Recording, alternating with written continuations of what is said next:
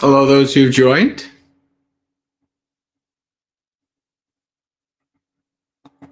We'll give it some minutes for people to show up.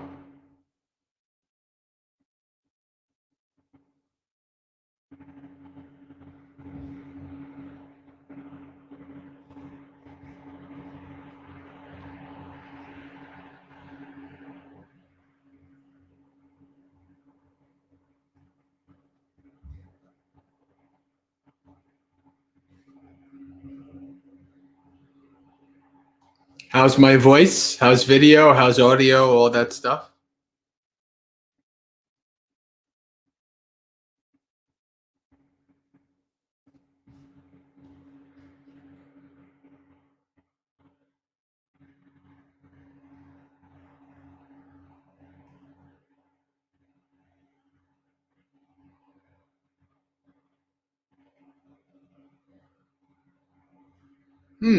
Nobody's typed anything in the chat. I wonder if things are working. Or has somebody just really not typed anything? Ah, there we go. All right, Visakha, thank you for testing out the chat. It works.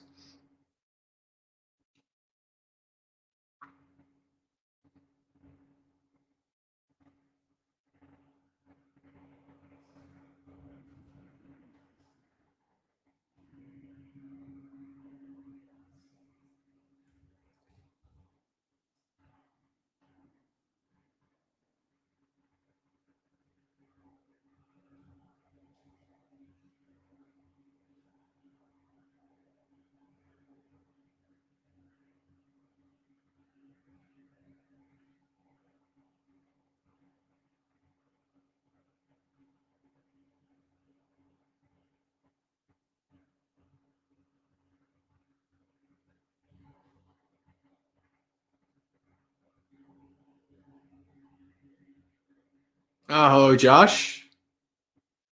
Belen Gautam.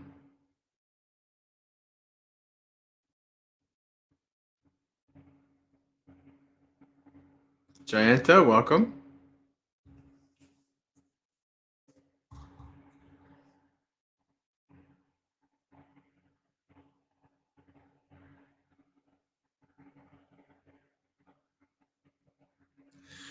All right, we'll give it another couple minutes before we get started.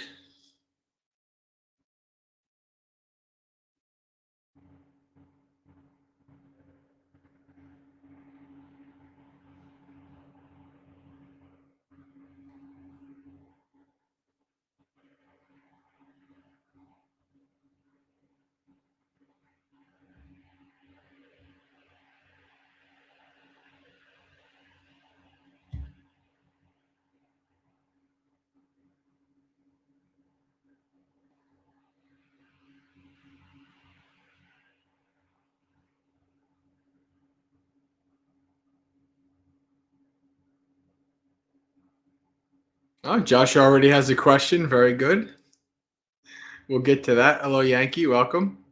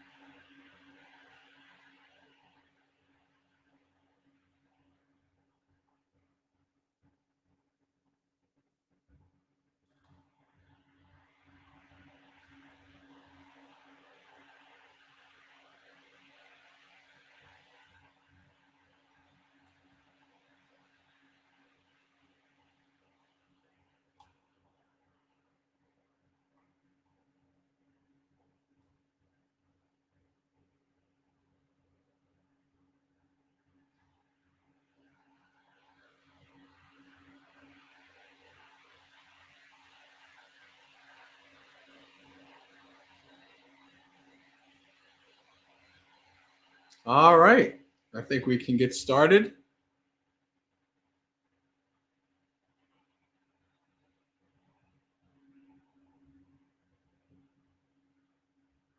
Let's share screen.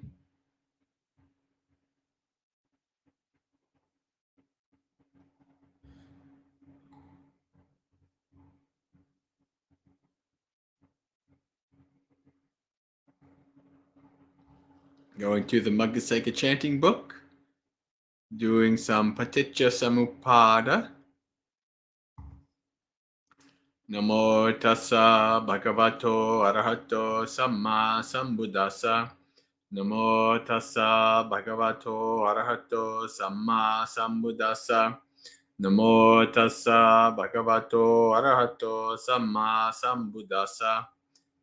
Avidya paccaya sankhara, sankhara paccaya vinyanam, vinyana paccaya namarupang, namarupa paccaya salayatanang, salayatana paccaya passo, passa paccaya vedana, vedana paccaya tanha, tanha paccaya upadanang, upadana paccaya bhavo, bhava paccaya jati, Jati paccaya jara maranang soka parideva dukkado manasupayassa sambhavanti evametassa kevalassa dukkha kandassa samudayo hoti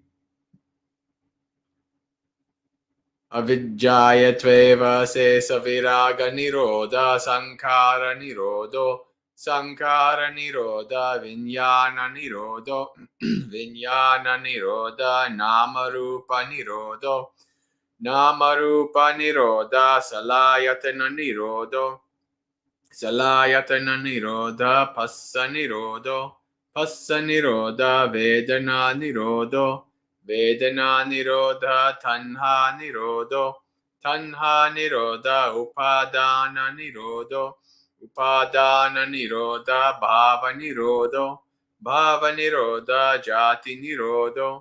jati nirodha jara maranang soka parideva dukkado manasupayassa nirujjanti evametassa kevalassa dukkha kandassa nirodho hoti. All right, English. Dependent origination, the arising of the wheel of existence. Dependent on ignorance, volitional formations arise. Dependent on volitional formations, consciousness arises. Dependent on consciousness, mentality and materiality arise. Depending on mentality and materiality, the sixfold base arises. Dependent on the sixfold base, contact arises. Dependent on contact, feeling arises. Dependent on feeling, craving arises.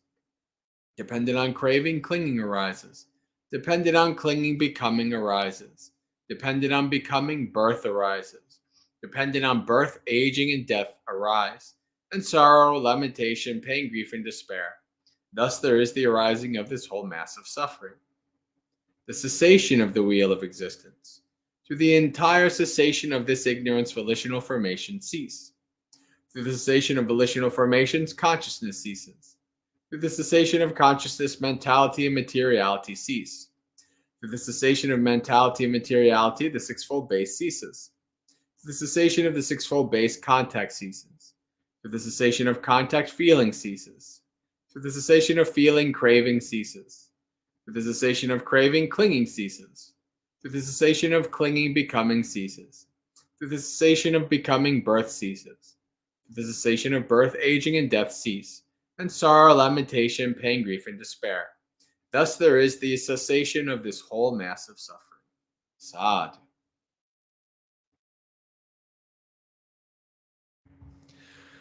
All right, welcome Abby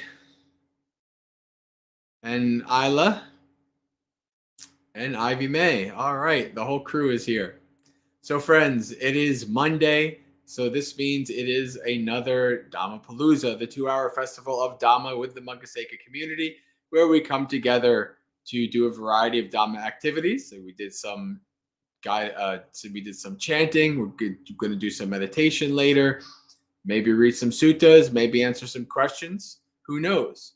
Each Dhammapalooza is different because it is community guided and community informed, meaning that I may come with a sutta in my back pocket. I always come with a sutta in my back pocket, but I almost never want to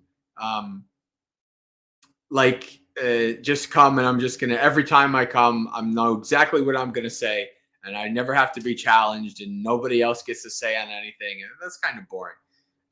I kind of like being challenged. right? When people challenge me or people say, ask a question, or people want to talk about something or read a sutta that I might not be very familiar with. It's good to be challenged in that way. So for now, the next couple of minutes in the chat, if you have any topics you'd like me to discuss, or the community to discuss, if you have any questions you'd like me to take a stab at answering, then put that in the chat. And if nobody has anything, then we'll read the sutta. And as hola Diego, yeah, Majjhima Nikaya number 1 today, possible. We'll see. This is that now. Talk about a challenge.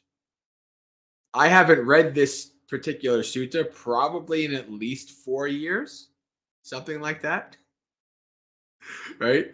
I think I've read it at least once since I went when I read through the Majjhima Nikaya, but it's been a while, so I'm interested to see what my insights and my ability to understand the sutta is going to be like.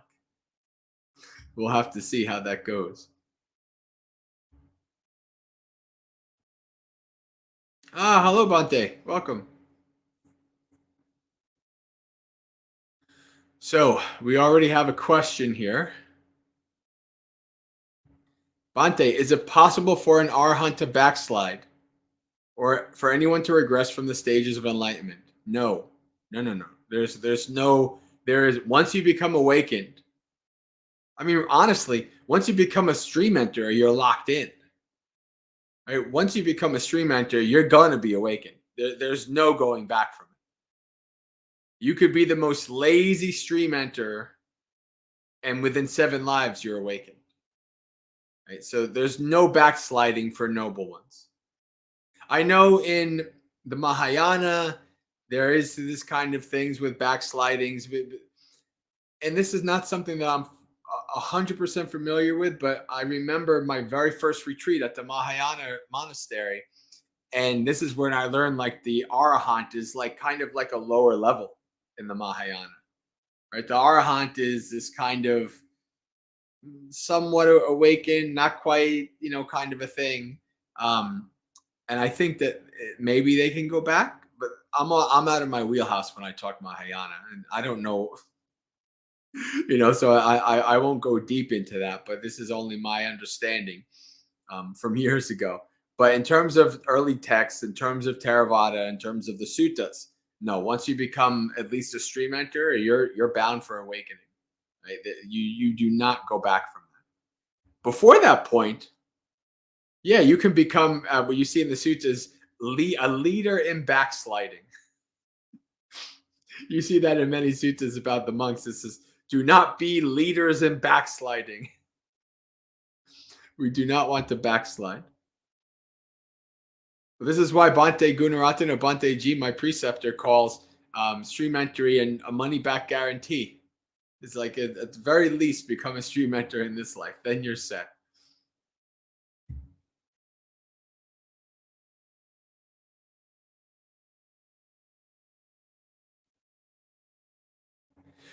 Abby says, "Were you able to see your family for Christmas?" Yeah, I'm with my family now. This is where I'm at. So yes, I was with the family for Christmas.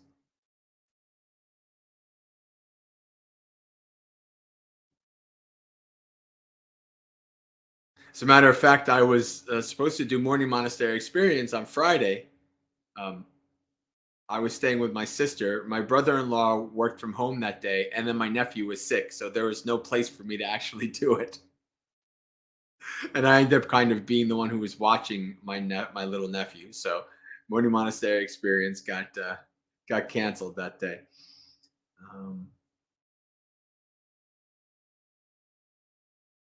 It's a light one. There's not too many people on with us, and the chat's kind of quiet. So maybe we do read Majjhima Nikaya number 1. And it is the day after Christmas, so maybe people are too exhausted to come to Dhammapalooza, or busy. We'll see.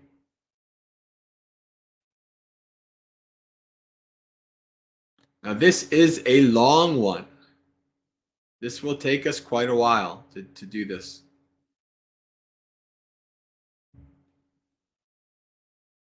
This is widely regarded as one of the most complicated suttas in the Majjhima Nikaya, if not all the suttas. This is a very complicated, hard one. So let's read it. Let's see and see what we can see. See what we can find.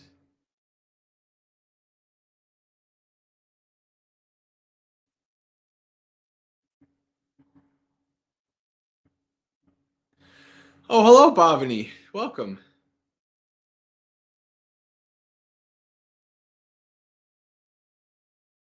It's a good question. What is meant by neutral feelings?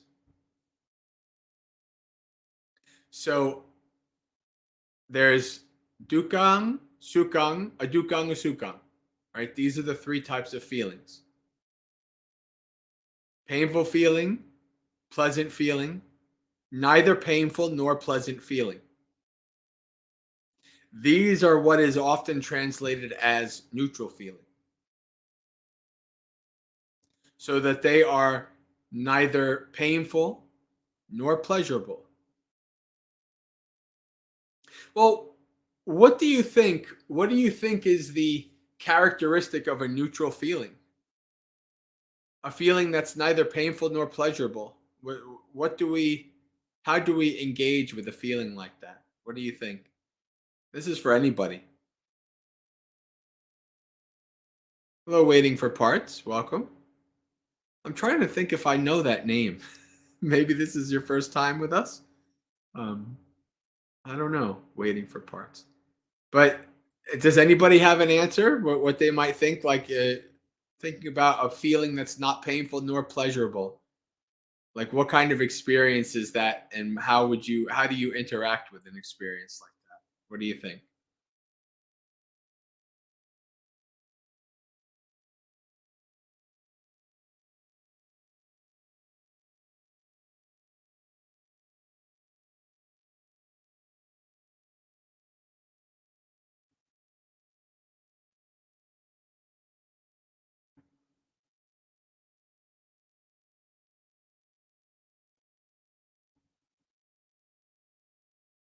All right. Well, so I'll give you two examples of a neutral feeling.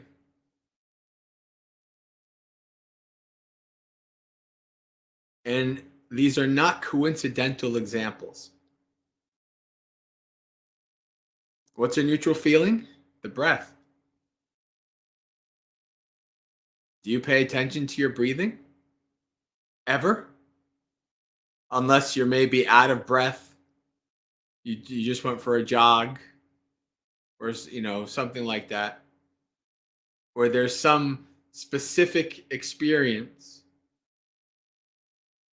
that brings your attention to the breath. You go throughout the day, you breathe hundreds or thousands of times. You don't pay attention to 99.9999% of those. Why? Because it's a neutral feeling. It's neither pleasant nor painful. It's just existing. It doesn't peak on the hedonic scale. It's just an experience. And those kind of things we tend to ignore, because they're just, they're like a ticking clock going on in the background.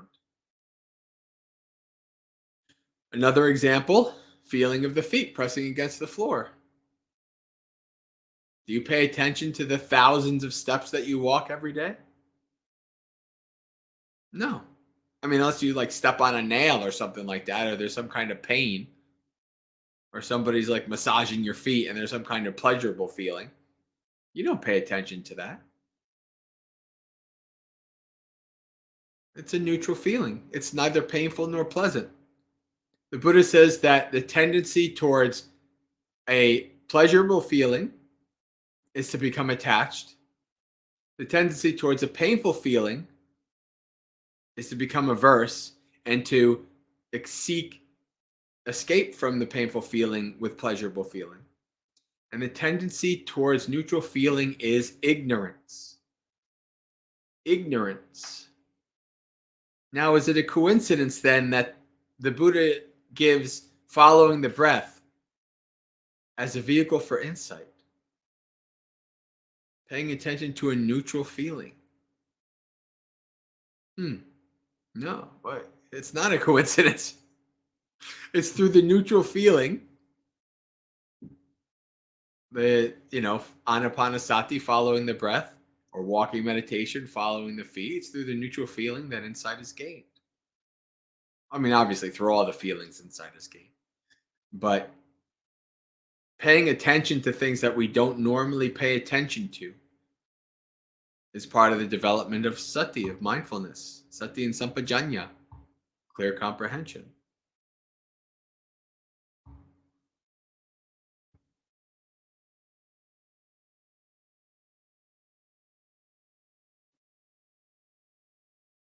Bhavani says, is it okay not paying attention to neutral feelings? Well, that's what you normally do. That's normal, is to not pay attention. Nothing necessarily bad or evil about it. It's just that you stay in ignorance, right? But there's lots of feelings that you don't pay attention to unless they come strongly into your field of view.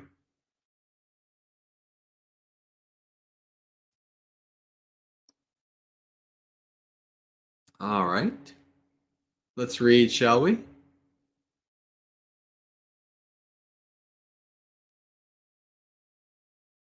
The root of all things. Root, mula. Right? The root of all things. That's a hefty title, isn't it? The root of all things. So I have heard. At one time, the Buddha was staying near Ukata in the Subhaga forest at the root of a magnificent sal tree. There the Buddha addressed the mendicants. Mendicants. Venerable sir, they replied. The Buddha said this. Mendicants, I will teach you the explanation of the root of all things. Listen and pay close attention. I will speak. Yes, sir, they replied. The Buddha said this. Take an unlearned, ordinary person who has not seen the noble ones and is neither skilled nor trained in the teaching of the noble ones. They've not seen good persons and are neither skilled nor trained in the teaching of good persons.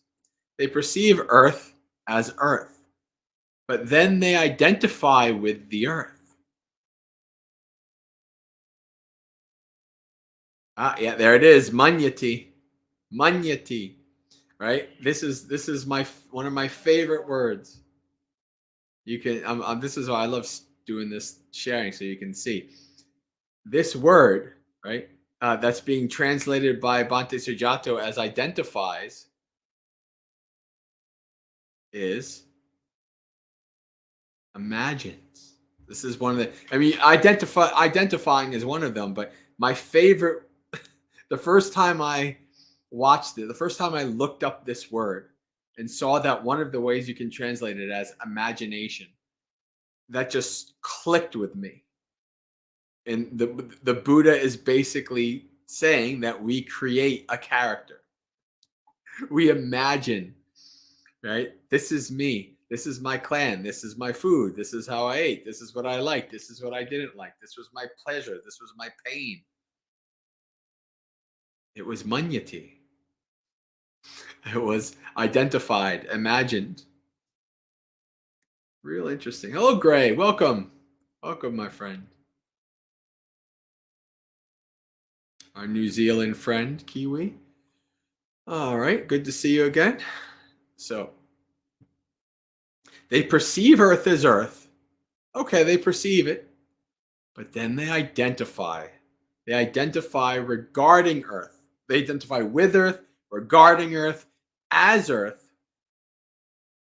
They identify that the Earth is mine. they take pleasure in earth. Why is that? Because they haven't completely understood it, I say. They perceive water as water, and it's the same. They identify with earth, with water. They identify regarding it, identify as water. They identify that water is mine. They take pleasure in water. Why is that? Because they haven't completely understood it. They perceive fire as fire, but then they identify with fire. They identify regarding fire. They identify as fire. They identify that earth is mine, or fire is mine. They take pleasure in fire. Why is that? Because they haven't completely understood it, they say. They perceive air as air, but they identify with air as air. Such and such. Why is that? Because they haven't completely understood it, I say. They perceive creatures as creatures, but then they identify with creatures as creatures, etc. The whole line, how does it go? With creatures, regarding creatures, as creatures, creatures are mine. They take pleasure in creatures. There it is. Why is that? Because they haven't completely understood it, I say. Let's see, what's the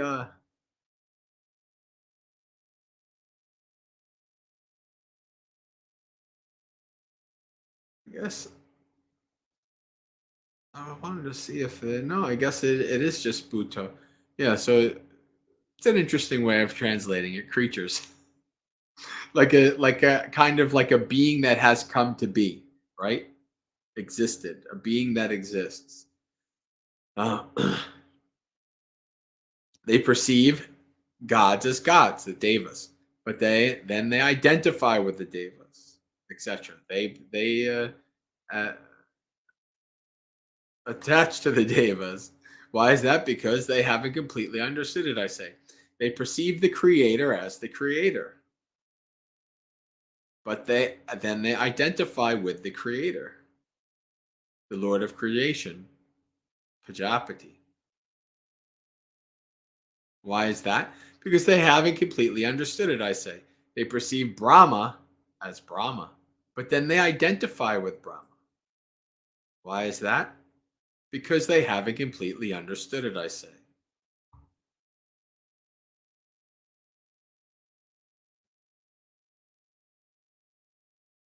They perceive the gods of streaming radiance as the gods of streaming radiance.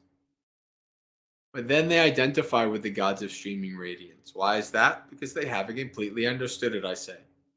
They perceive the gods replete with glory as the gods replete with glory. But then they identify with the gods replete with glory. Why is that? Because they haven't completely understood it, I say. They perceive the gods of abundant fruit as the gods of abundant fruit.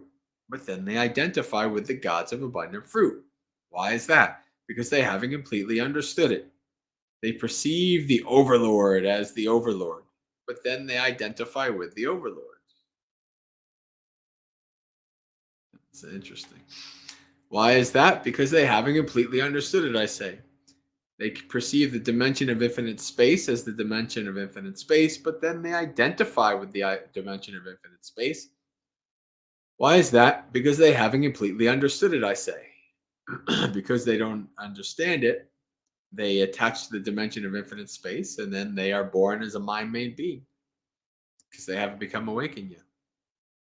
They perceive the dimension of infinite consciousness as the dimension of infinite consciousness. But then they identify with the dimension of infinite consciousness. Why is that? Because they haven't completely understood it. They perceive the dimension of nothingness as the dimension of nothingness. But then they identify with the dimension of nothingness. Why is that? Because they haven't completely understood it, I say. Hello, Anthony. Welcome. We're reading Majjhima Nikaya number 1, Mula Pariyaya Sutta, the root of all things. Hello, John and Audrey. Welcome. And I see your request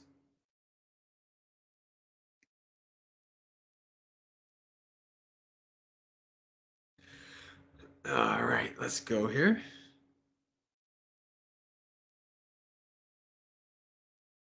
They perceive the dimension of neither perception nor non-perception as a dimension of neither perception nor non-perception, but then they identify with the dimension of neither perception nor non-perception. Why is that?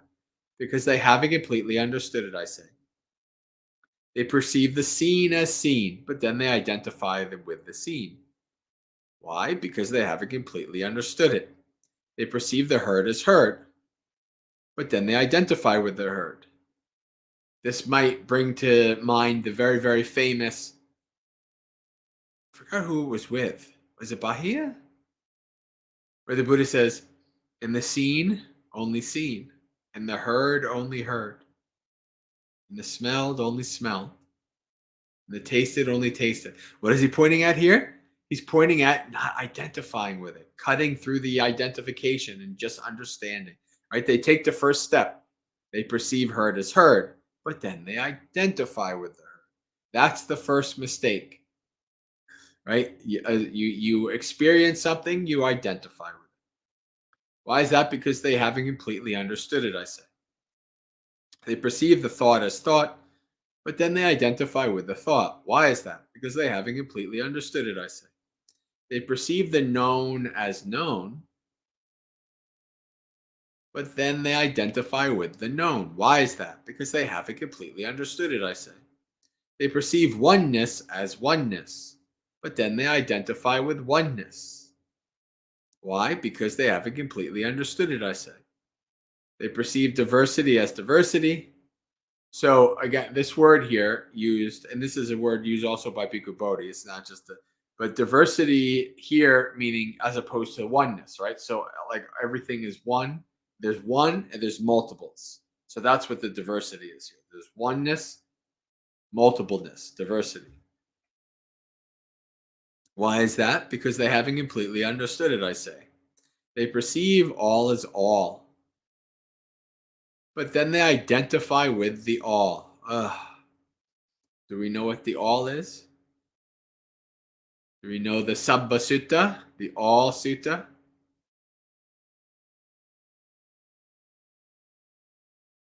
The six senses is the world, is the all. They identify with the all because they haven't completely understood it.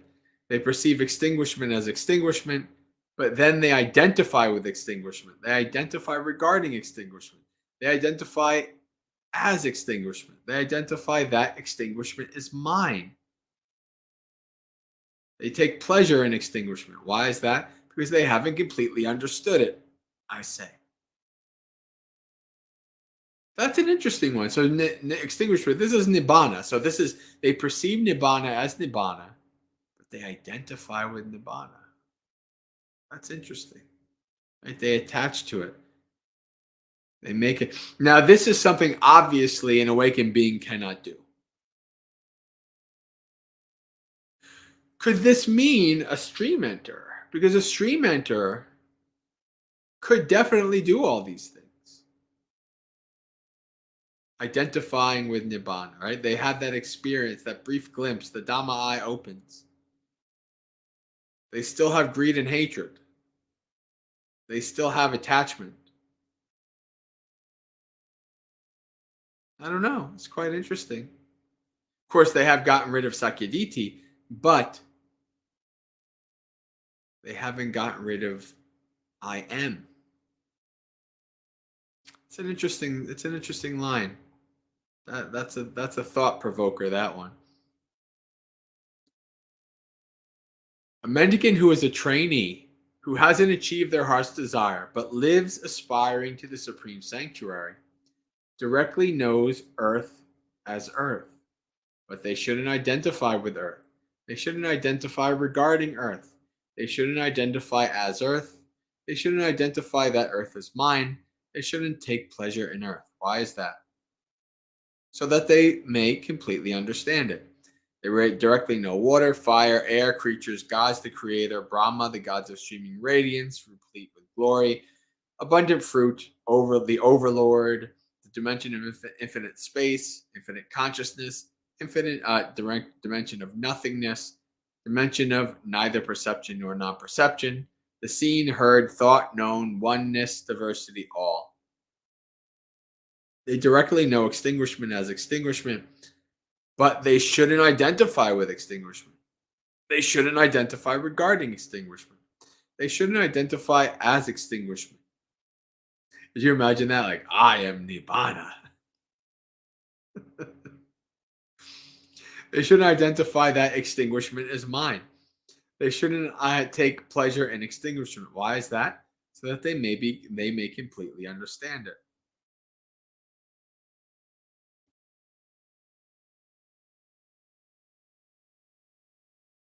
Welcome those who've joined. We have hey, Eddie Spaghetti. What's up, my friend?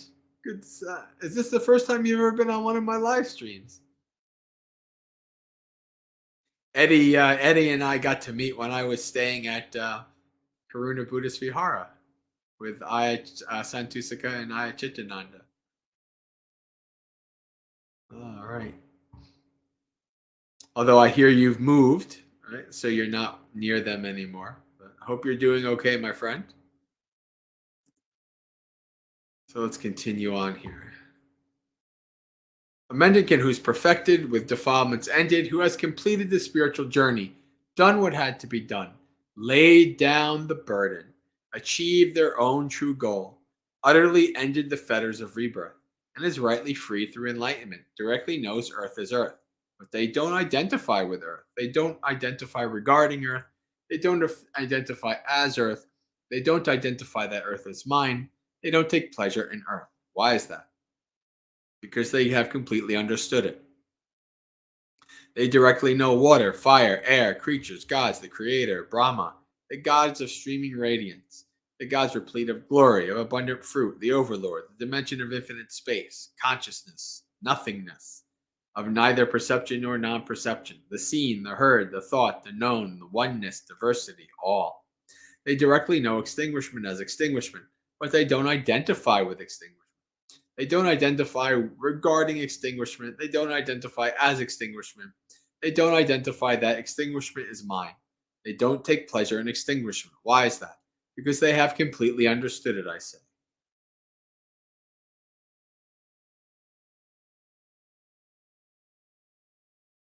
A mendicant who's perfected, with defilements ended, who has completed the spiritual journey, done what had to be done, laid down the burden, achieved their own true goal, utterly ended the fetters of rebirth, and is rightly free through enlightenment, directly knows earth as earth.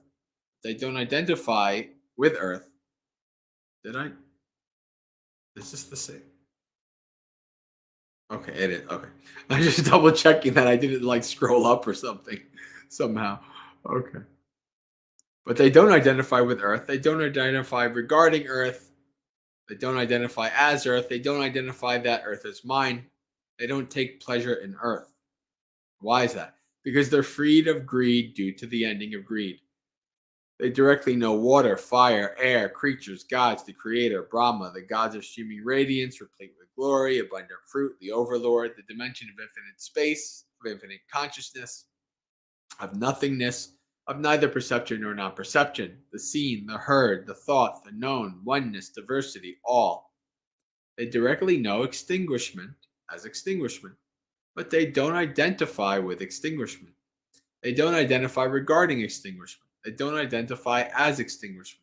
They don't identify that extinguishment is mine. They don't take pleasure in extinguishment. Why is that? Because they're freed of greed due to the ending of greed. A mendicant who's perfected, whose defilements ended, who has completed the spiritual journey, done what had to be done, laid down the burden, achieved their own true goal, utterly ended the fetters of rebirth, and is rightly free through enlightenment, directly knows earth as earth. But they don't identify with earth. They don't identify regarding earth. They don't identify as earth. They don't identify that earth is mine. They don't take pleasure in earth. Why is that? Because they're free of hate due to the ending of hate.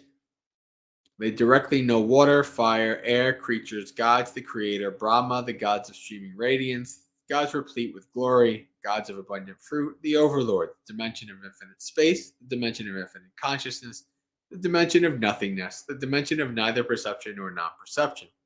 The seen, the heard, the thought, the known, oneness, diversity, all. They directly know extinguishment as extinguishment, but they don't identify with extinguishment. They don't identify regarding extinguishment. They don't identify as extinguishment. They don't identify extinguishment as mine. They don't take pleasure in extinguishment. Why is that? Because they're free of hate due to the ending of hate. A mendicant who is perfected. Hello, Gregory. Welcome.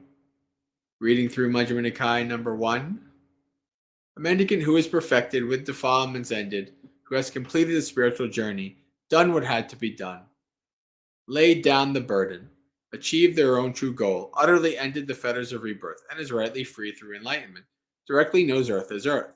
But they don't identify with earth. They don't identify regarding earth. They don't identify as earth. They don't identify that earth is mine. They don't take pleasure in earth. Why is that? Because they're free of delusion due to the ending of delusion. They directly know water, fire, air, creatures, gods, the creator, Brahma, the gods of streaming radiance, the gods replete with glory, the gods of abundant fruit, the overlord, the dimension of infinite space, dimension of infinite consciousness, the dimension of nothingness, dimension of neither perception nor not perception, the seen, the heard, the thought, the known, oneness, diversity, all. They directly know extinguishment as extinguishment, but they don't identify with extinguishment. They don't identify regarding extinguishment. They don't identify as extinguishment. They don't identify that extinguishment is mine. They don't take pleasure in extinguishment. Why is that? Because they're free of delusion due to the ending of delusion. The realized one, the perfected one, the fully awakened Buddha, directly knows earth as earth, but he doesn't identify with earth. He doesn't identify regarding earth. He doesn't identify as earth. He doesn't identify that earth is mine. He doesn't take pleasure in earth. Why is that? Because the realized one has completely understood it to the end. This also connects with the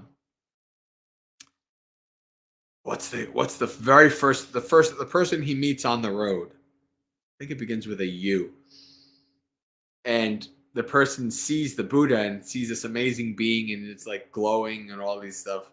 And he's like, what are you? Or it's like, are you a human? Are you a god? Are you this? And the Buddha says nothing, that he's not any of these things. Why? He's broken through identification with all these things.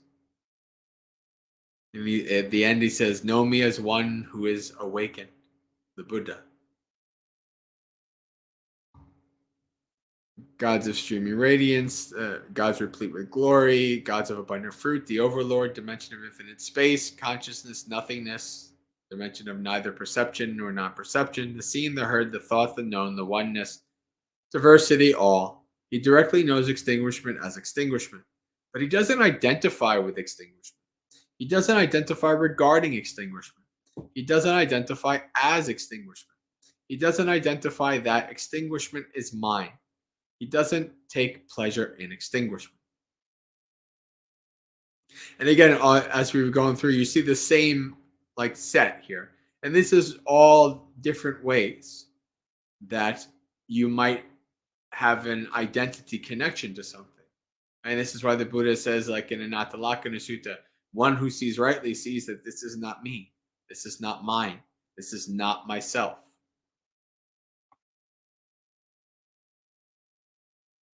Because the realized one has completely understood it to this end, I say, the realized one, the perfected one, the fully awakened Buddha, directly knows earth as earth.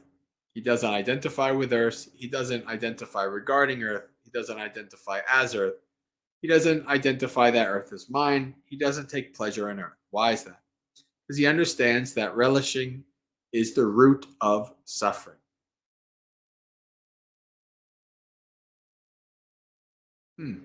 Relishing. I wonder what the Nandi. And that rebirth comes from continued existence. Whoever has come to be gets old and dies. That's why the realized one, with the ending, fading away, cessation, giving up, and letting go of all craving, has awakened to the supreme perfect awakening, I say. He directly knows water, fire, air, creatures, gods, the creator, Brahma, gods of streaming radiance, replete with glory, abundant fruit, the overlord, dimension of infinite space. We probably all have these memorized by now, don't we? I haven't ellipsed them too much, but I'm going to ellipse them for the end here. He directly knows extinguishment as extinguishment, but he doesn't identify with extinguishment. He doesn't identify regarding extinguishment. He doesn't identify as extinguishment. He doesn't identify that extinguishment is mine. He doesn't take pleasure in extinguishment. This also brings up the tilakkhana, right? The three characteristics of existence. Sabbe sankhara dukkha, all conditioned things are suffering. Sabbe sankhara, what am I saying? Sabbe sankhara anicca, all conditioned things are impermanent. Sabbe sankhara dukkha, all conditioned things are suffering. Sabbe Dhamma anatta, all dhammas, all phenomena, not just conditioned things. So even nibbana is also anatta. Right? There's nothing to identify with in nibbana. If you are identifying, you are not awakened.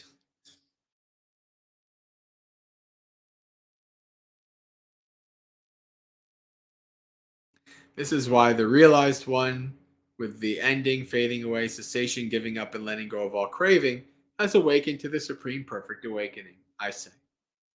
That is what the Buddha said. But the mendicants were not happy with what the Buddha said. And there is our friend Diego's, where he said he thought the ending was funny. This is one of the few times that you see that the Buddha has given a teaching. The mendicants were not happy.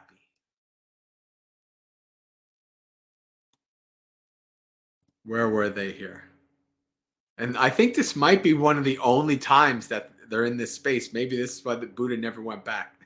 Buddha was saying near Ukata in the Subhaga forest at the root of the magnificent sal tree. That might be the only time that that's in the suttas. Either way, it's quite rare in the suttas if it is more than once.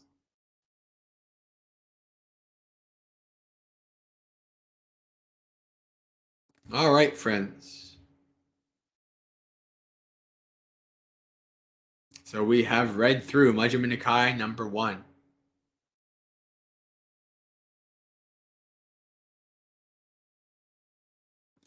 And the chat is still a little bit quiet. Why don't we do this? Yeah, it is an awesome sutta. That is not the only place where the people are not happy with what the Buddha said. It happens a handful of times. But this is one of the things I love about the suttas is that you actually see, it's not like some kind of like whitewashed text where it's like everybody loves the Buddha is the most amazing being, and this way everybody bows to the Buddha. No, you see people disrespecting the Buddha, you see people not being happy with what he said, you see people trying to kill the Buddha, you see all kinds of things happening, right? And so it's like really interesting in that regard.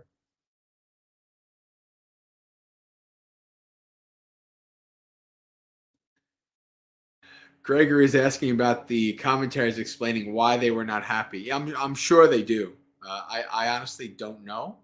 I don't think I've ever heard anybody talk about the commentary as to, or it's been so long that I totally forgot.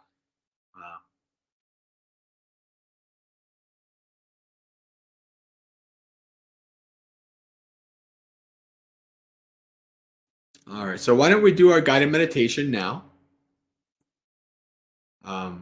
And then we will, afterwards, maybe we'll do some sutta roulette, Dhammapada reading, any final questions, and then we'll close out. So we come to close to the end of our first hour on Dhammapalooza. All right.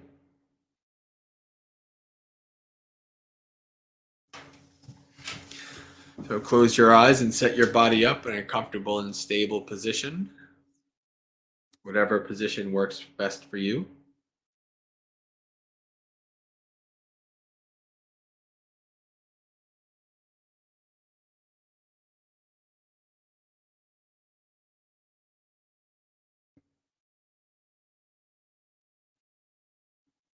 We'll start by scanning through the body, starting from the feet, moving up to the head.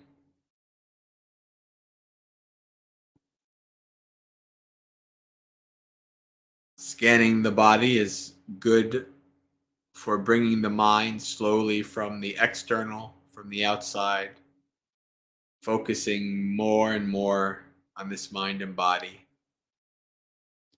And also as a practice of developing and understanding the body in ever minute and subtle ways so that you can have a balanced and comfortable posture, be able to sit longer with less suffering. Bring your focus and attention to your feet. By bring focus and attention, this means to pay attention and bring your focus towards any sensation, any Vedana feeling that arises in that part of the body. For instance, the feeling of the feet pressing against the floor, the chair, the cushion, whatever. Pay attention to that sensation. And whatever sensations are most prominent as you move up the body.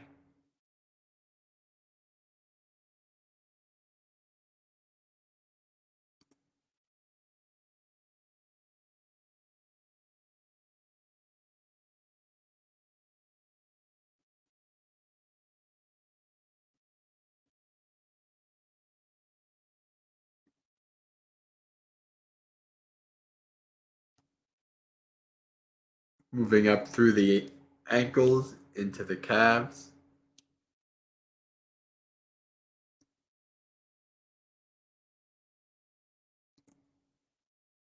If you have trouble connecting with a feeling, you can prompt yourself by asking, what do I see? What do I feel?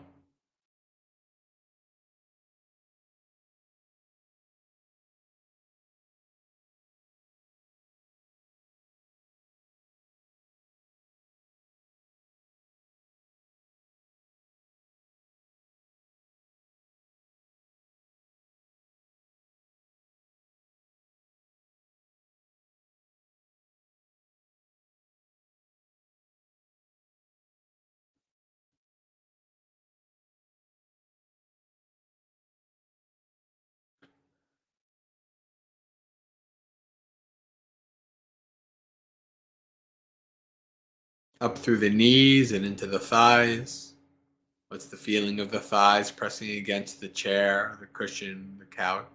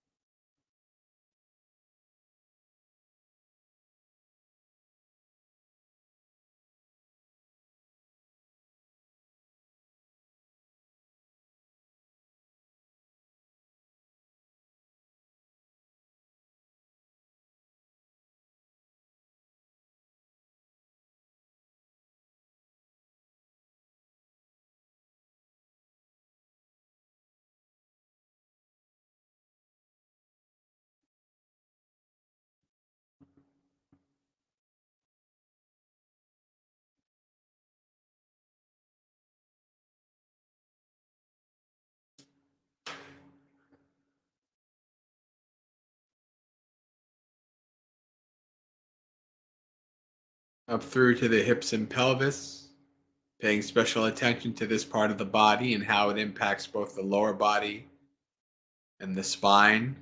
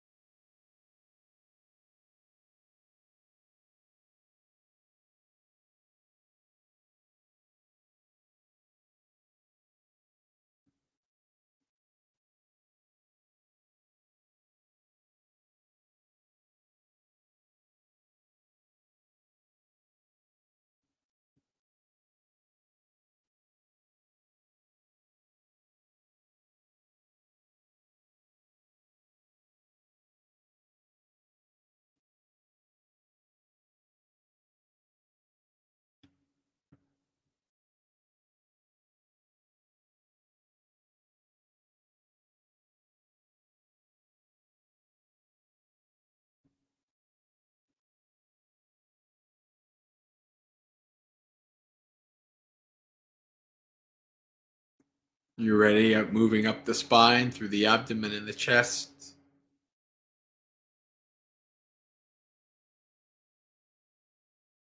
Paying attention to the spine, if it's leaning or slouching, back or forward, left or right. Ideally, the spine should be in a neutral position, resting comfortably.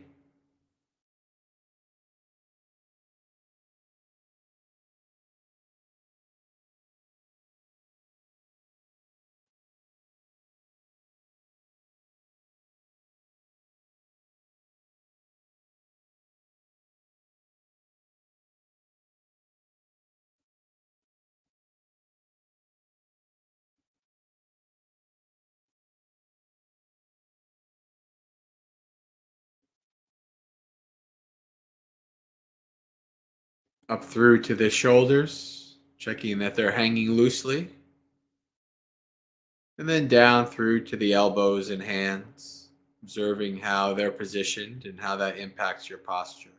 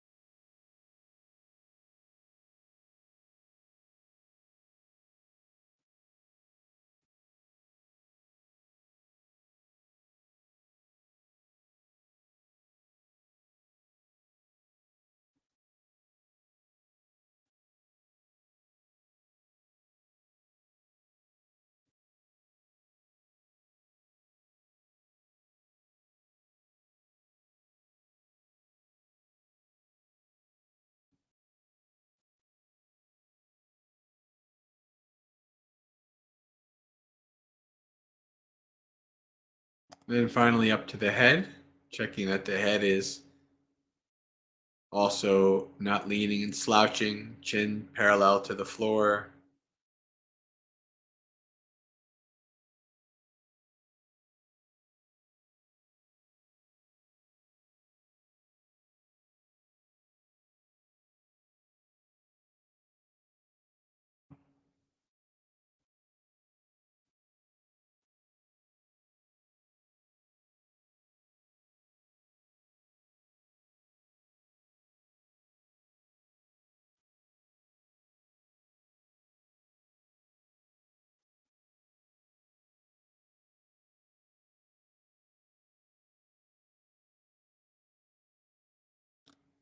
When you're done setting up your body in a comfortable and stable position, let the body go and take 3 deep breaths.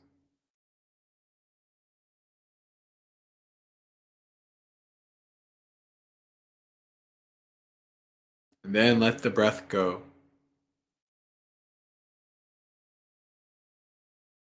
From here on in, try not to manipulate or control the breath in any way. This body's been breathing from the moment you were born.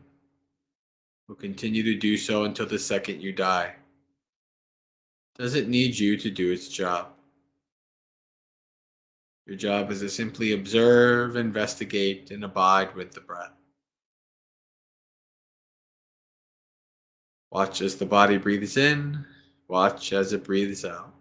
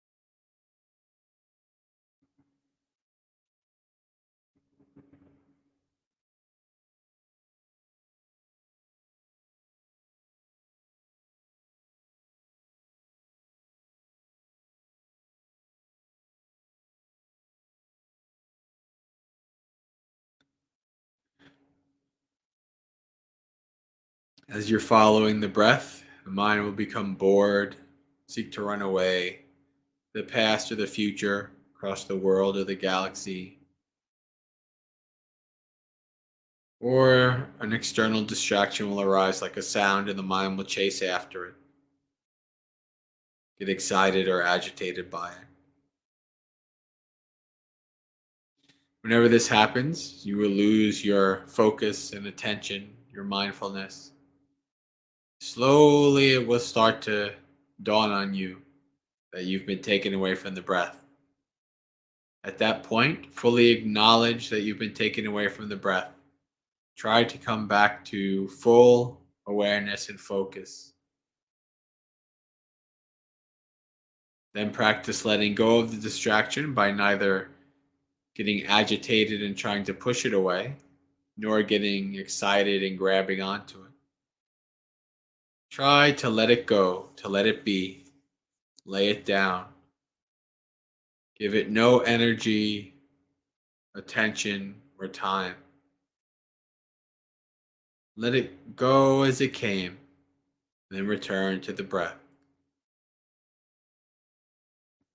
Whenever you're taken away from the breath, acknowledge, let go, and return over and over.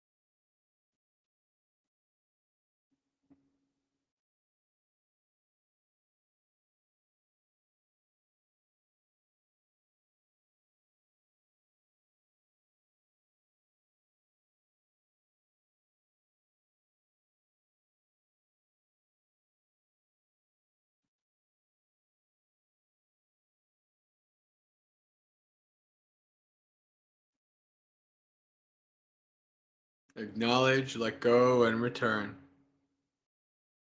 Always come back to the breath.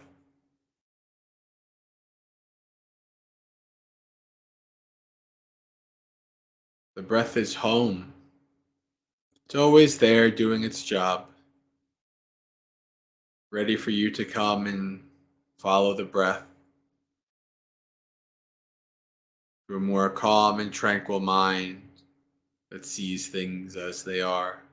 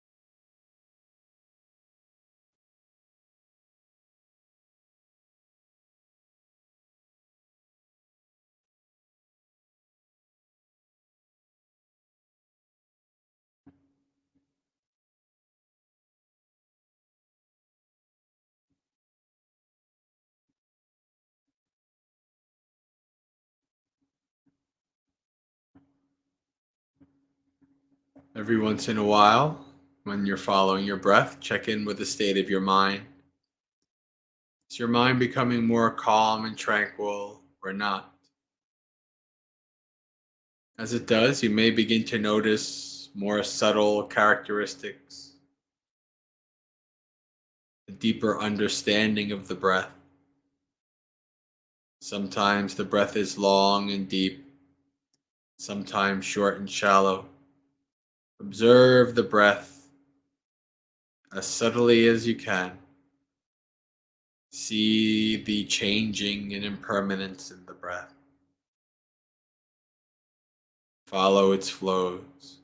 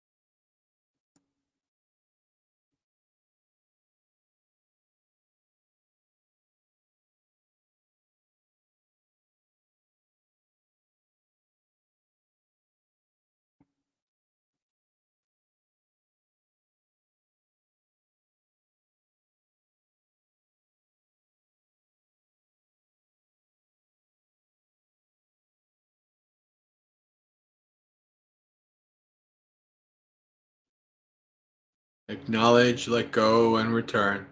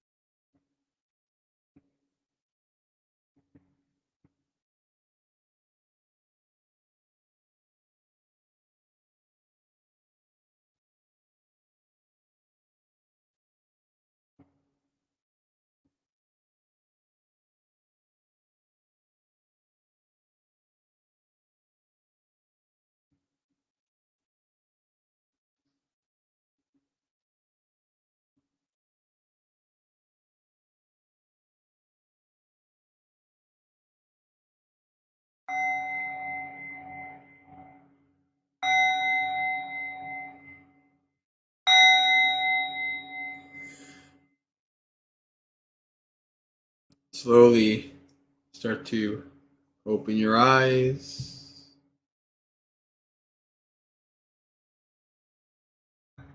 Come from the internal back to the external, the room around you, the live stream.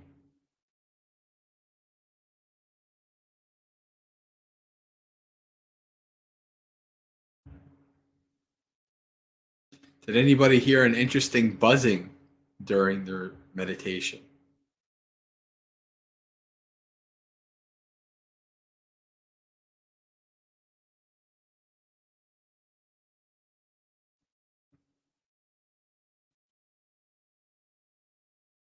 So if they delight in the Buddha's words, they fall victim to the root of all suffering. I don't know.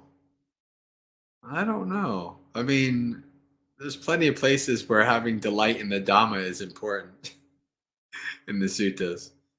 I could understand that perspective, but I don't know if I'm sold by that argument.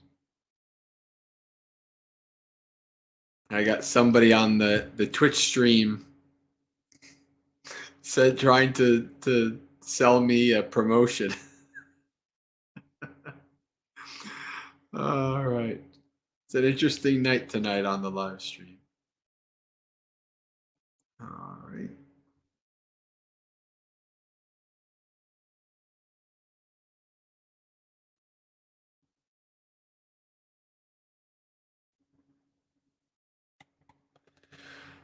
Oh yeah, actually, Anthony did have a request. So why don't we fulfill that request in the time that we have here?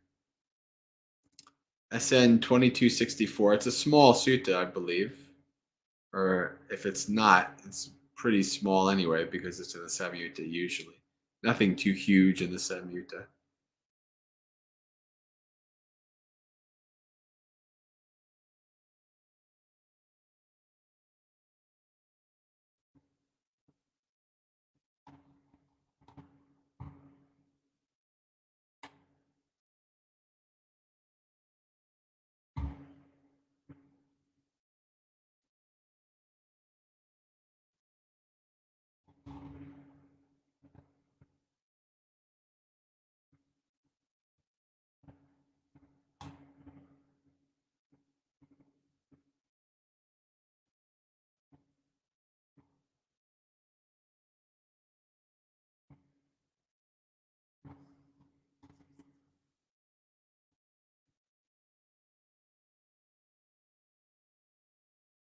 2235, right? Did I get that right? Let me see here.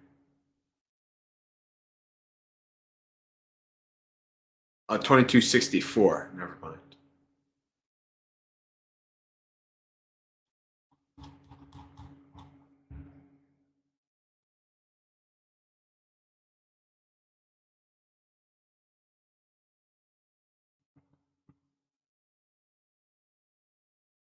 I'm not seeing a 22. Oh, wait, no, that's because I'm in the first 50. Duh. Okay, here we go. 2264. When you 2264. Manyamana. That's it. Manyamana. I love that word. When you identify. Of course, this one is in conceiving regarding the aggregates, one is bound by Mara. So this is perfectly in line with the request from Anthony. Let's read. Let me share it.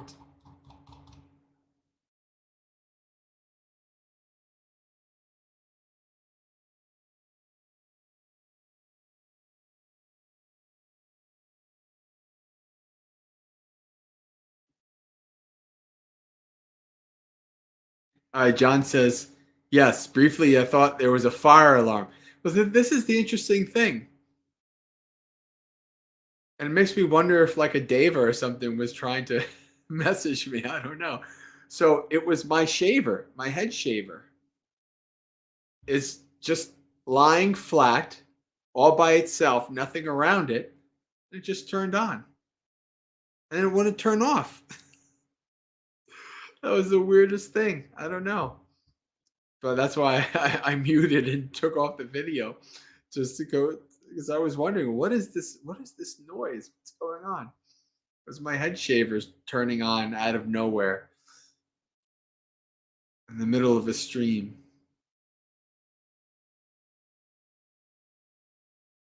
All right, let's share.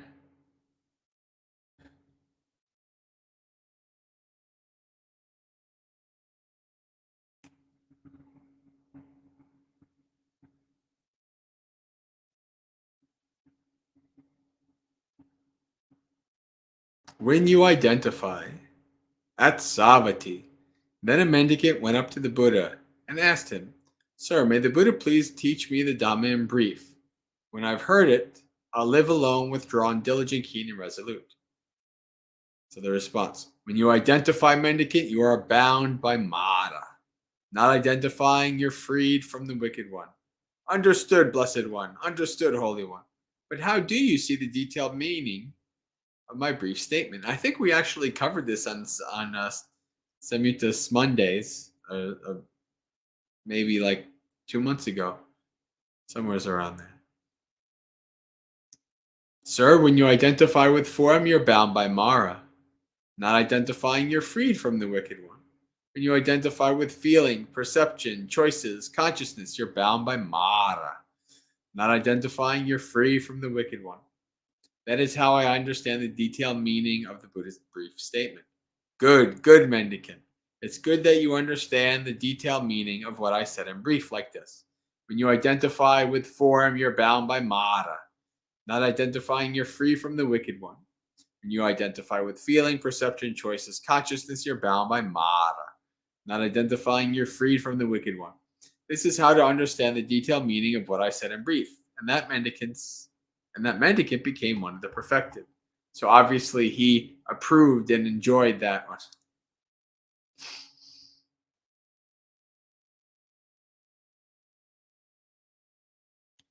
Let's see. We'll give a test to see. It says we have 11 people on, or at least 10 on YouTube. So that should be enough. Why don't we play a little bit of roulette?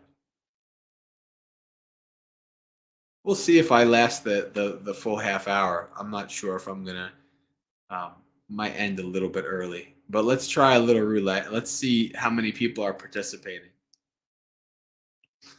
There's probably not going to be that many, but so we're going to do Samyutta Nikaya. So a number between 1 and 57. In 3, 2, 1, go.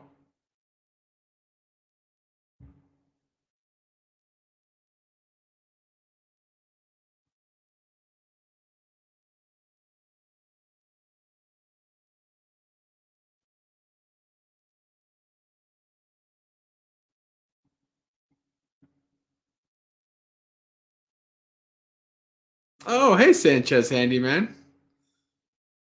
Good to see you. 27. So there's only 3 of you that participated, but at least we got to find out that Sanchez is on the stream with us. All right. So 27.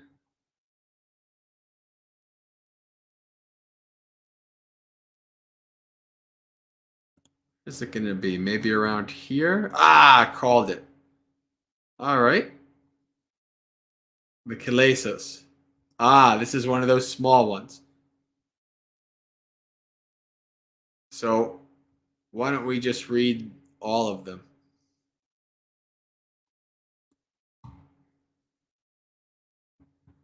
At Savati, mendicants' desire and greed for the eye, ear, nose, tongue, body, and mind is a corruption of the mind. When a mendicant has given up mental corruption in these 6 cases, their mind is inclined to renunciation. A mind imbued with renunciation is declared to be capable of directly knowing anything that can be realized.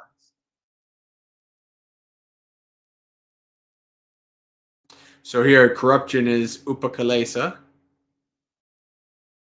stain, soiling, blemish, defilement, impurity. I've seen people use almost all of these for that word.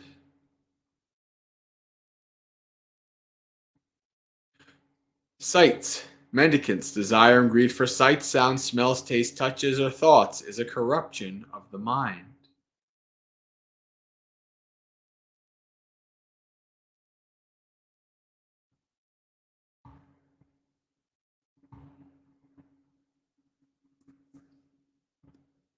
When a mendicant has given up mental corruption in these 6 cases, their mind is inclining toward renunciation. A mind imbued with renunciation is declared to be capable of directly knowing anything that can be realized. Consciousness. Mendicants' desire and greed for eye consciousness, ear, nose, tongue, body consciousness, our mind consciousness is a corruption of the mind. When mendicant has given up mental corruption in these 6 cases, their mind inclines towards renunciation. A mind imbued with renunciation is declared to be capable of directly knowing anything that can be realized. Contact. Mendicants' desire and greed for eye contact, ear contact, nose contact, tongue contact, body contact, or mind contact is a corruption of the mind. Feeling. Mendicants' desire and greed for feeling born of eye, ear, nose, tongue, body, or mind is a defilement of the mind. Perception. Mendicant desire and greed for perception of sights, sounds, smells, tastes, touches, or perception of thoughts is a corruption of the mind.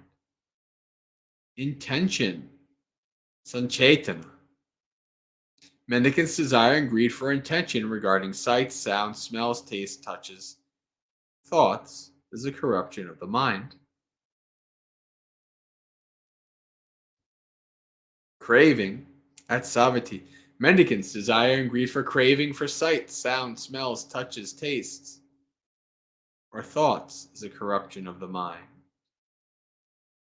Elements. At Savati, mendicants' desire and greed for the earth element, water element, fire element, air element, space element, or the consciousness element is a corruption of the mind. The aggregates. Mendicants' desire and greed for form, feeling, perception, choices, or consciousness is a corruption of the mind. When a mendicant has given up mental corruption in these 5 cases, their mind inclines to renunciation. A mind imbued with renunciation is declared to be capable of directly knowing anything that can be realized. Kilesa samyutang samatang. The linked discourses on corruptions are complete.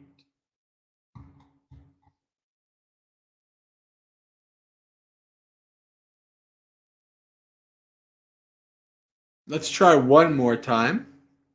So a number between 1 and 57. 3, 2, 1, go.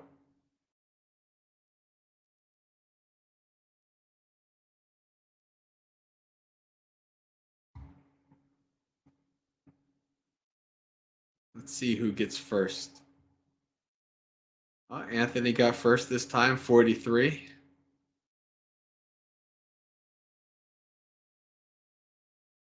Oh, yeah.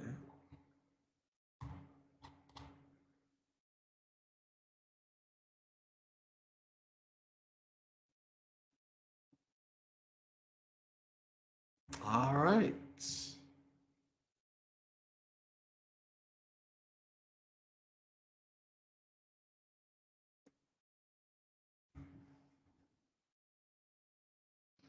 Number between 1 and 44. In 3, 2, 1, go.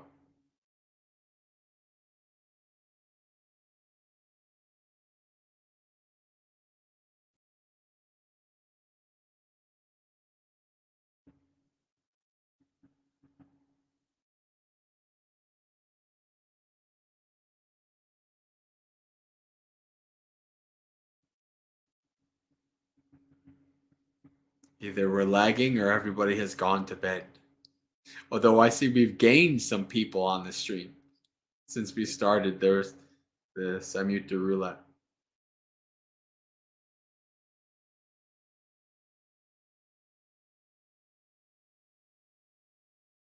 We are playing Samyutta Roulette, meaning that the people pick a number and then we read the number of the sutta. 30, there we go. Chapter 2, let's go to 30. 14 to 43. So we have another one of these small things here. Mendicants, I will teach you the undefiled. Isn't that interesting? The last random sutta, we talked about the defilements. Now we're talking about the undefiled in a different Samyutta. Isn't that like a little bit of a coincidence? That's pretty interesting. The truth, the far shore, the subtle, the very hard to see, the unaging, the constant, the not falling apart, the invisible, the unproliferated, the peaceful, the deathless, the sublime, the state of grace, the sanctuary, the ending of craving, the incredible, the amazing, the untroubled, the not liable to trouble, extinguishment, the unafflicted, dispassion, purity, freedom, not adhering, the island, the protection, the shelter, the refuge. What do you think he's talking about?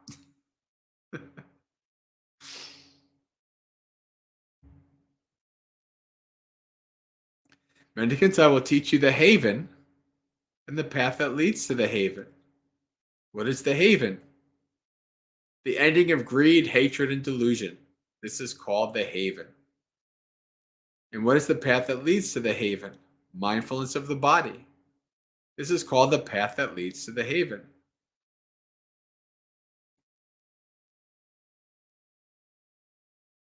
Kayagata sati. Oh, interesting. This is called the path that leads to the haven. So, mendicants, I've taught you the haven and the path that leads to the haven. Out of compassion, I've done what a teacher should do who wants what is best for their disciples. Here are the roots of trees, and here are the empty huts. Practice absorption. Mendicants, don't be negligent. Don't regret it later. This is my instruction to you.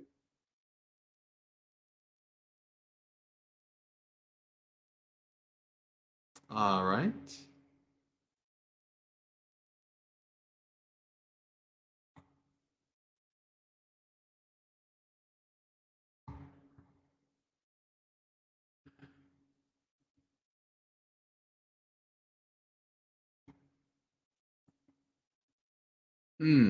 Sanchez has an interesting question.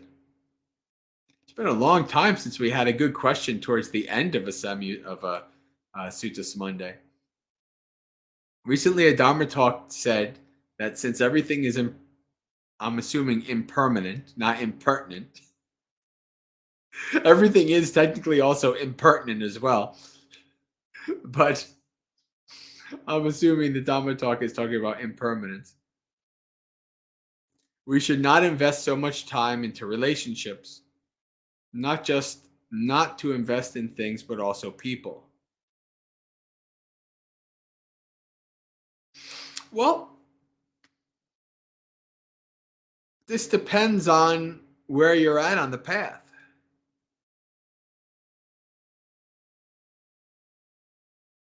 It also depends on what you mean by relationships.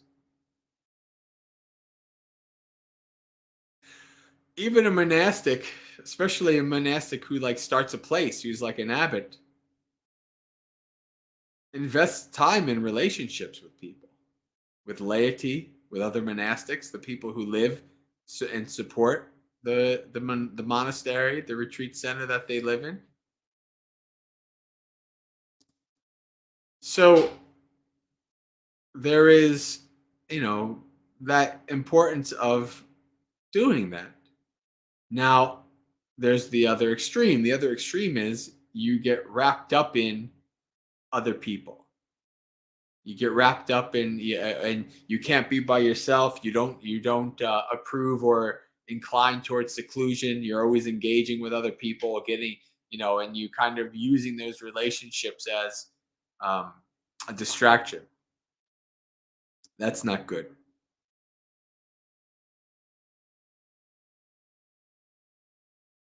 So, you know, ideally at the deeper Dhamma level, yeah, this is accurate. But in terms of the mundane world and the average person in it, I'm not sure it's that good of a message for the average person. I think the better message is the skillfulness of, I know, well, quite literally the ability to act skillfully in those relationships with people, um, and with the world itself. That's probably a better place to put your energy as a person living in the world.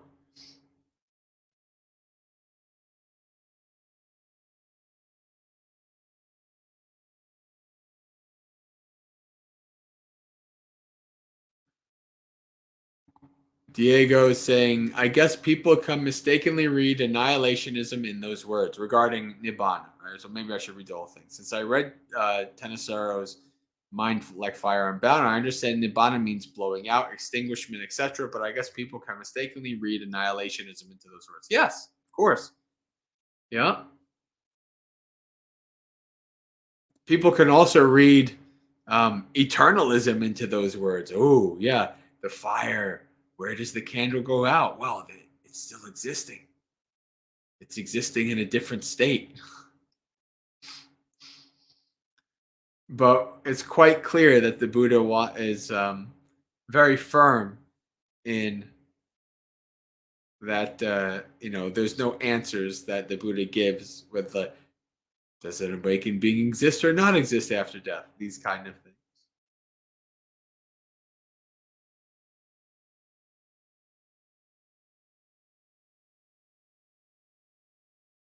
Let's read a little bit of Dhammapada.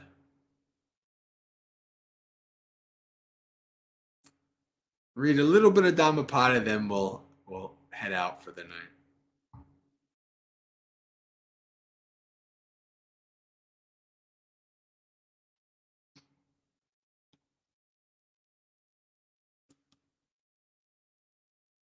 Craving.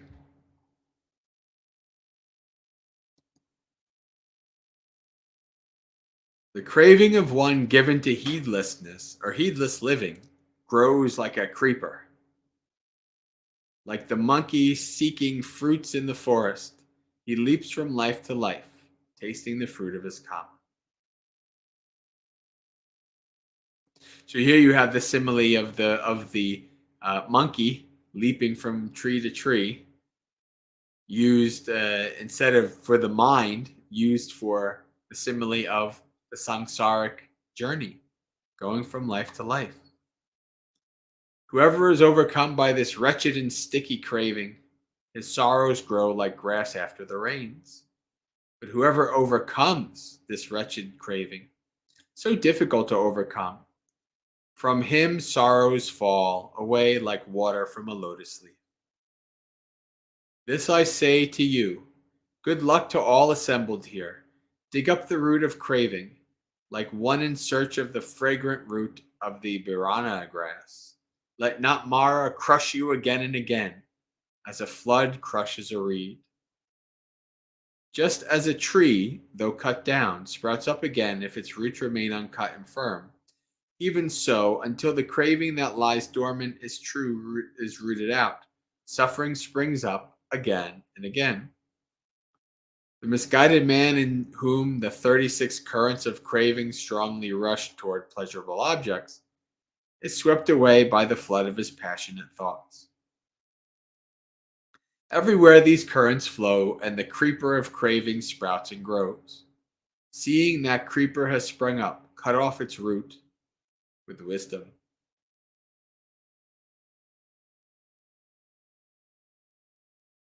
Flowing in from all objects and watered by craving, feelings of pleasure arise in beings. Bent on pleasures and seeking enjoyment, these men fall prey to birth and decay. Beset by craving, people run about like an entrapped hare, held fast by mental fetters. They come to suffering again and again for a long time. Beset by craving, people run around like an entrapped hare. Therefore, one who yearns to be passion-free should destroy his own craving. There is one who, turning away from desire for household life, takes to the life of the forest, i.e., of a monk, but after being freed from the household, he runs back to it. Behold that man, though freed, he runs back to that very bondage. It reminds me of The Matrix, right? The one guy who wants to go back into the Matrix, and he's in and he's eating the steak, and he says, I know this isn't real, but man, it tastes really good. There's always people who want to run back to their bondage.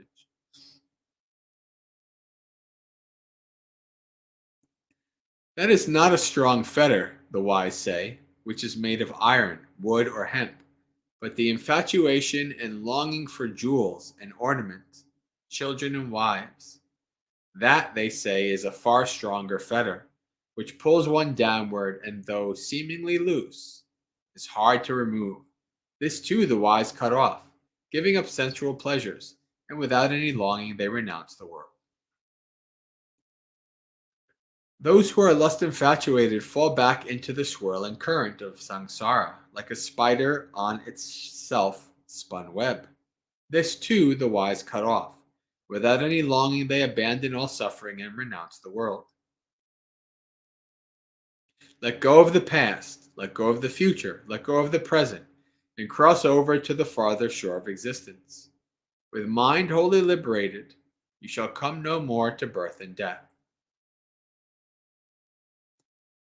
For a person tormented by evil thoughts, who is passion dominated and given to the pursuit of pleasure, his craving steadily grows. He makes the fetters strong, indeed. He who delights in subduing evil thoughts, who meditates on the impurities and is ever mindful, it is he who will make an end of craving and render asunder Mara's fetter. He who has reached the goal is fearless, free from craving, passionless, and has plucked out the thorns of existence. For him, this is the last body. He who is free from craving and attachment is perfect in uncovering the true meaning of the teaching and knows the arrangement of the sacred text in correct sequence. He indeed is the bearer of his final body. He is truly called the profoundly wise one, the great man. A victor am I over all. All have I known. The all.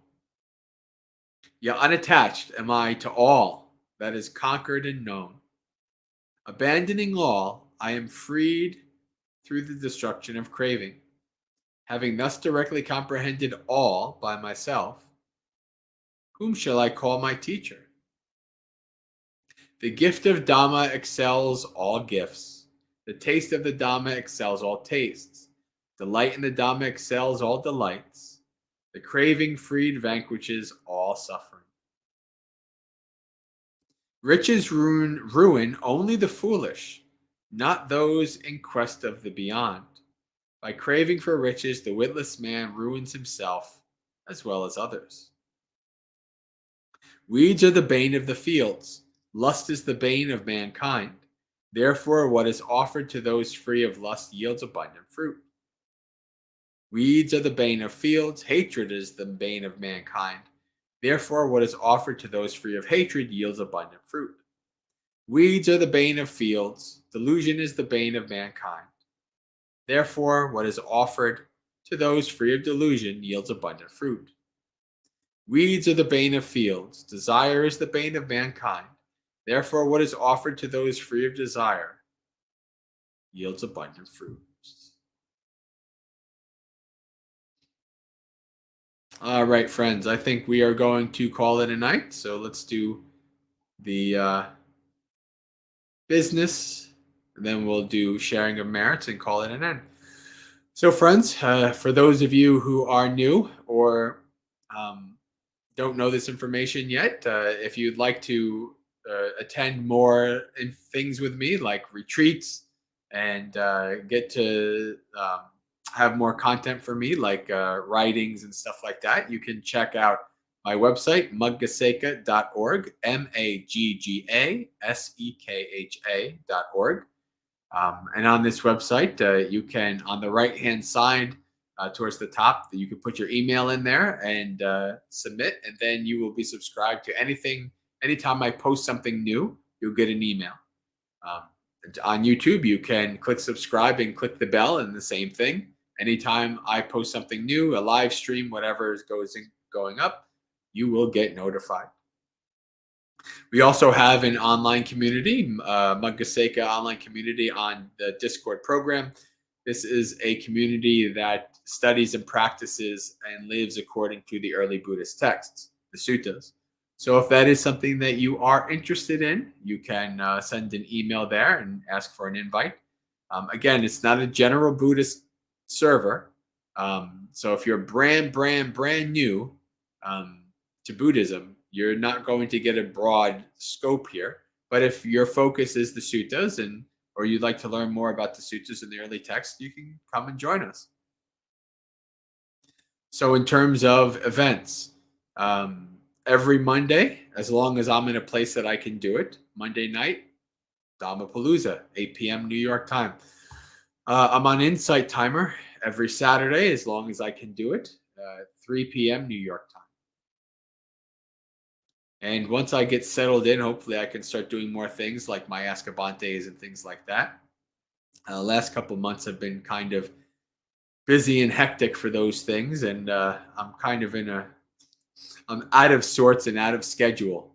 I'm trying to get back in on that, kind of get back to some kind of normalcy, which can be hard living the nomad life. But that's for that, and I think we can share merits.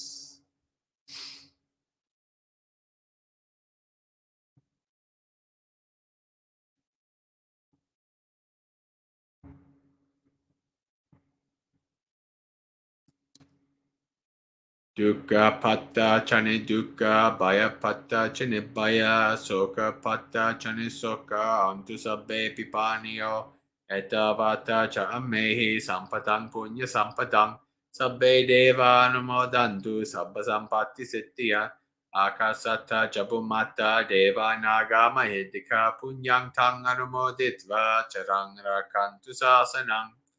May the suffering once be suffering free, and the fear-struck fearless be. May the grieving shed all grief, and may all beings find relief. May beings inhabiting space and earth, may all beings share this merit that we've thus acquired for the acquisition of all kinds of happiness. May beings inhabiting space and earth, devas, nagas, and yakas of mighty power, share this merit of ours. May they long protect the Buddhist dispensation. Sad.